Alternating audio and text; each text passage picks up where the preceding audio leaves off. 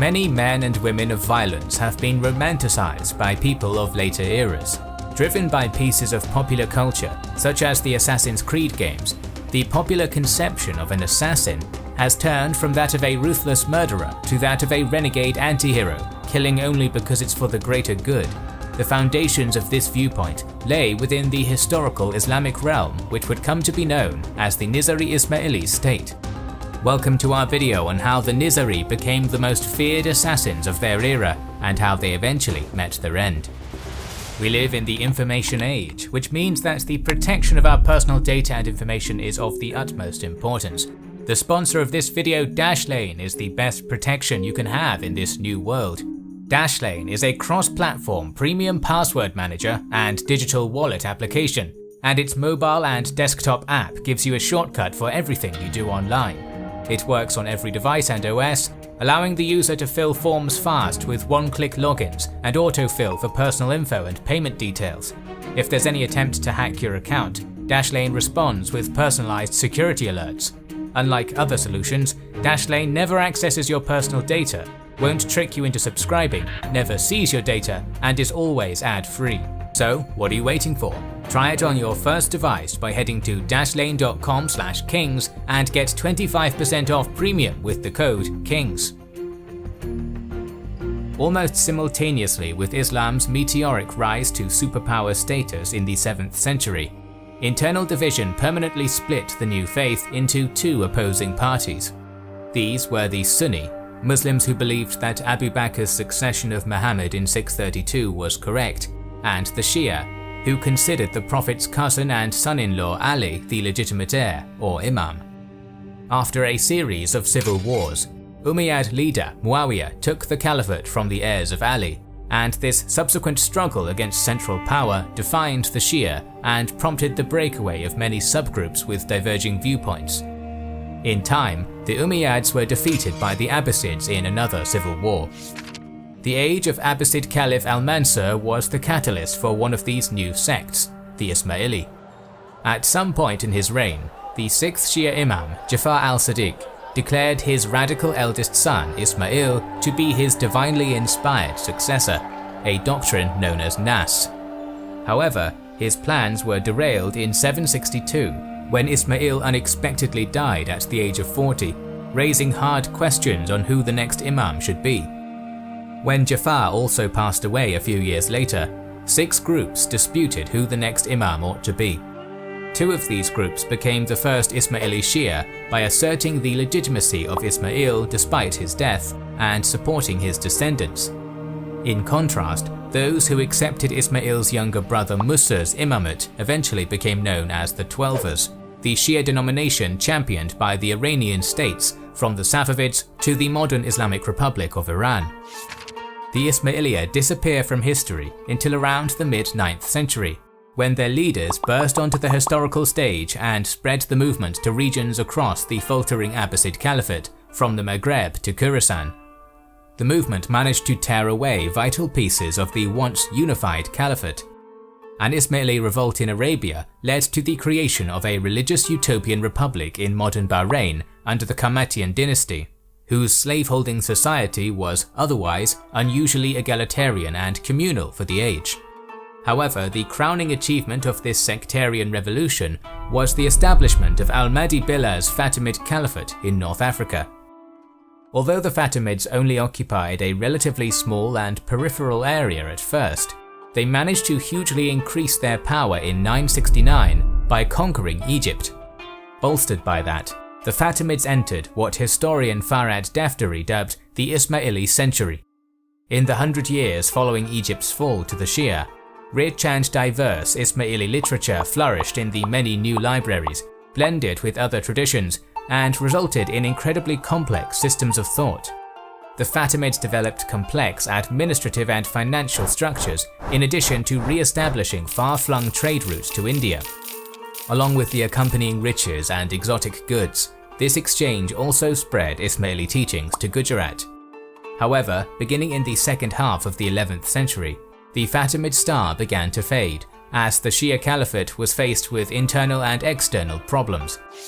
a dynastic crisis shattered Ismaili unity forever in December 1094, when Fatimid Caliph al-Mustansir passed away. After a 58-year-long reign, it was widely expected that his well-prepared 50-year-old son, Abu Mansur Nizar, would inherit the throne in Cairo. But the powerful vizier, Al-Afdal, effectively controlled the government and wanted to retain personal power. Upon al-Mustansir's death, Al-Afdal organized a palace coup, placing Nizar's inexperienced 20-year-old brother, al-Mustali, on the throne, knowing that he could control the latter.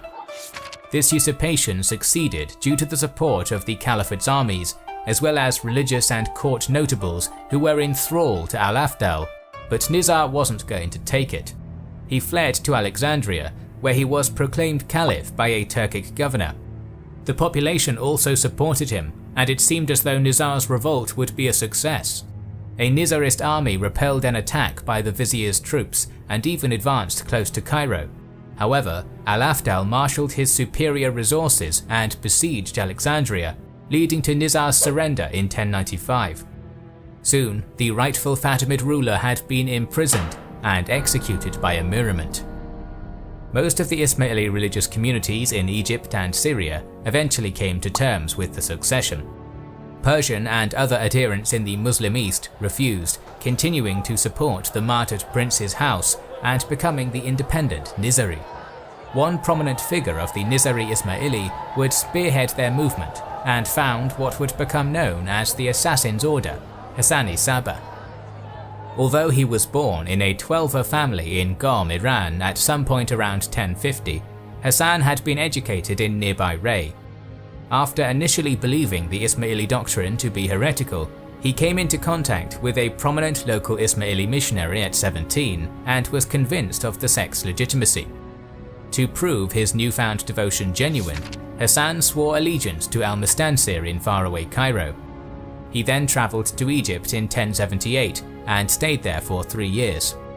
During his time in Fatimid lands, Hassan always favoured Nizar's faction and acted against the vizier, at the time Al-Afdal's father, a fact which eventually saw him banished in early 1081. Having been thus expelled, he returned to Isfahan. By this time, the once majestic Abbasid Caliphate had been all but subsumed by the all-conquering Seljuk Turks. These new invaders established a Sunni military empire which stretched from Khorasan to Anatolia, ruthlessly persecuting Ismaili heretics as they did so. In opposition to his new Seljuk overlords, Hassan travelled their empire as a missionary for 9 years, gauging their military strength and formulating a strategy of resistance. In 1087, the Ismaili firebrand started dispatching other missionaries into the vicinity of a remote and nigh invulnerable mountain fortress known as Alamut, located in the area just south of the Caspian Sea, to Ismailize its population. He withstood numerous Seljuk attempts to stop his underground activity and managed to remain in hiding. In late 1090, Hassan moved via mountainous routes, finally slipping into Alamut unnoticed. He lived under the radar as a religious tutor known as Dikada for several months, instructing the children of Alamut's garrison and slowly turning prominent figures to his side. Eventually, the castle's governor realized the infiltration, but it was too late. He had been slowly surrounded by a garrison and population who supported Hassan. Incapable of defending himself, the governor left the castle. Alamut's capture was the beginning of what would become known as the Nizari Ismaili state, and the beginning of a new phase in the Ismailis' relations with the Turkic sultans whom they vehemently opposed. What had previously been a clandestine, secret society-like movement became an open revolt aimed at the very heart of the Seljuk state, driven by a mix of sectarian and Iranian ethnic motivation. Sultan Malik Shah I and Vizier Nizam al-Mulk were keen to extinguish this budding heresy, and launched several attacks against Alamut, but the castle held out against overwhelming military strength. On the contrary, the Nizaris acquired a second enclave of territory in Kuhistan after dispatching missionaries to that area. They got a break from the attacks in late 1092, when both the Sultan and his anti-Ismaili vizier died. It is possible that Nizam al-Mulk was the very first victim of the Nizari assassins, although the evidence is tenuous. Regardless, the loss of these two plunged the Seljuk Empire into civil war, essentially fragmenting it into a mosaic of squabbling fiefs, ruled by religious and military leaders. Hasan consolidated his position and expanded Ismaili influence, acquiring other formidable strongholds in the Elburz Mountains, among them Girdka and Lamisar. Rather than being one contiguous state, the various citadels of Hasan's fortress network were almost always surrounded by potentially hostile territory. Therefore, the disunited Ismaili mountain cities acted both as an impenetrable defensive bastion and as a base of operations for religious and military activity. These Eastern Ismaili supposedly received congratulations and a message of goodwill from Fatimid Caliph al-Mustansir, but after his death and the Great Ismaili Schism, Hasan cut all ties with Egypt. Although the Seljuk Empire's post-Malik Shah weakness removed the immediate threat to Hasan's Ismaili realm, the decentralization also made his ultimate goal, the total overthrow of the Seljuks, almost impossible.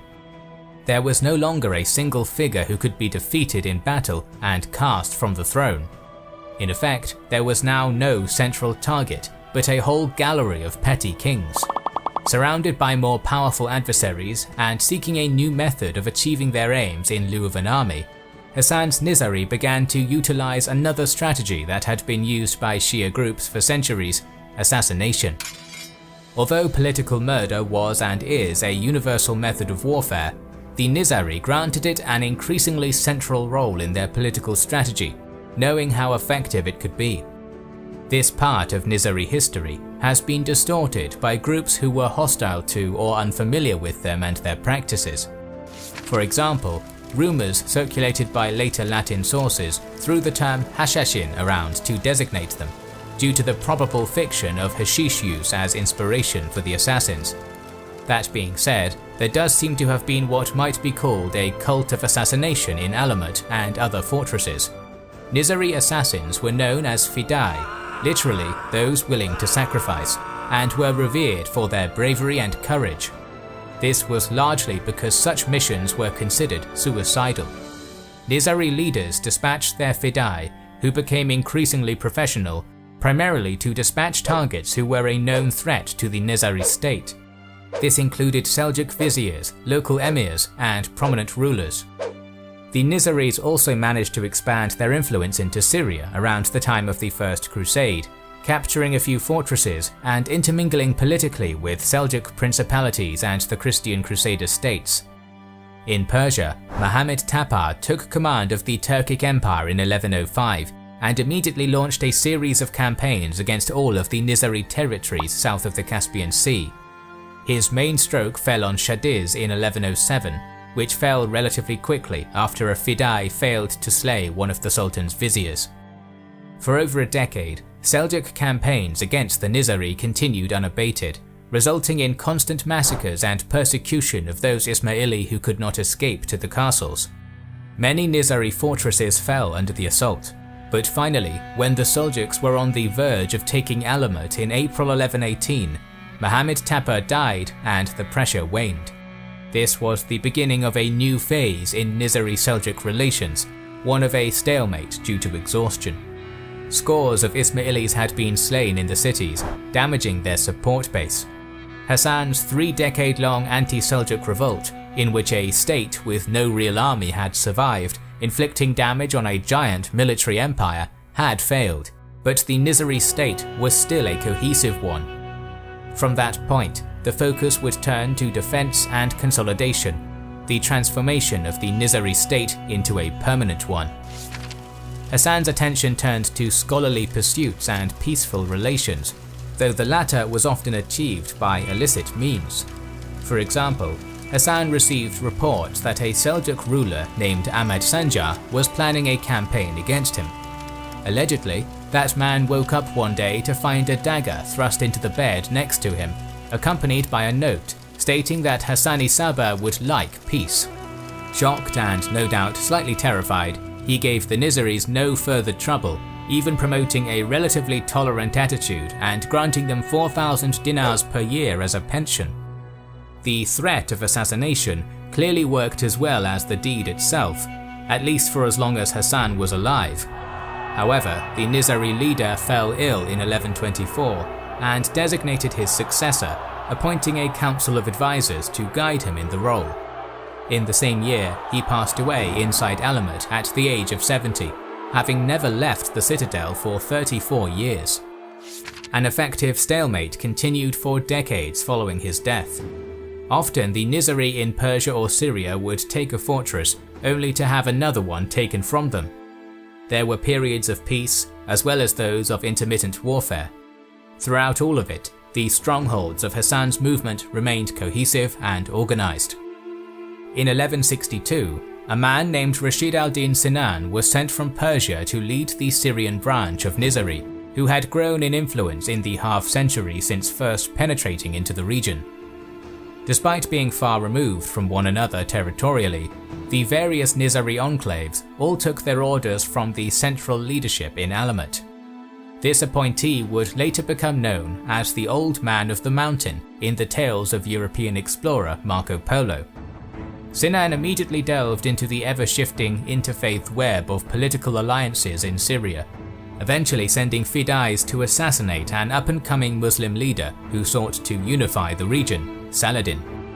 The Nizari killers failed twice, once after invading the Ayyubid ruler's military encampment, and once during his siege of Azaz.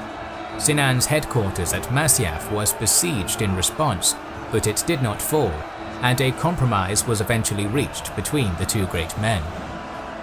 One of the most notorious assassinations of Sinan's rule occurred during the closing stages of the Third Crusade.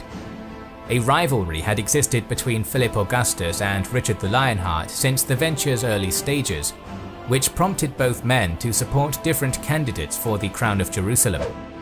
Much to King Richard's anger, the highly competent Conrad of Montferrat was unanimously elected to the throne of Jerusalem. However, the prospective monarch would never be crowned.